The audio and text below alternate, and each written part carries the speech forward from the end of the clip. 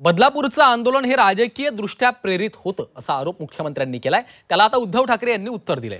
बदलापूरची घटना शिंदेंना मान्य आहे का असा सवाल ठाकरेंनी उपस्थित केलाय।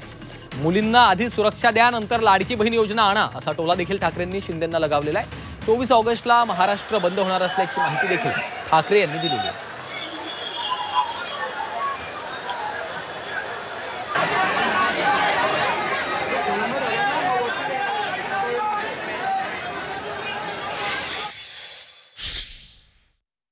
कालचं जे आंदोलन होतं हे पॉलिटिकल मोटिवेटेड होतं असं माझं म्हणणं आहे।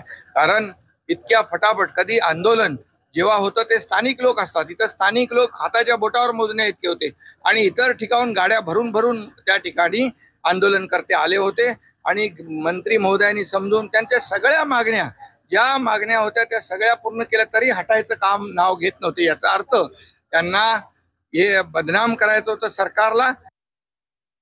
ज्याप्रमाणे त्यांनी निवडणूक डोळ्यासमोर ठेवून, आता तर मी स्पष्टच बोलतो, निवडणूक डोळ्यासमोर ठेवून जनतेचा पैसा वापरून, म्हणजे जनतेचाच पैसा जनतेवरती खिरापत वाटल्यासारखा वाटण्यासाठी म्हणून जी योजना आणली तशी ही योजना नव्हती। हे दुष्कृत्य आहे, ही विकृती आहे आणि त्याच्यात राजकारण आणणं हे जर का या घटनाबाई मुख्यमंत्र्यांना वाटत असेल तर ते सुद्धा विकृत आहेत, विकृत मानसिकतेचे आहेत।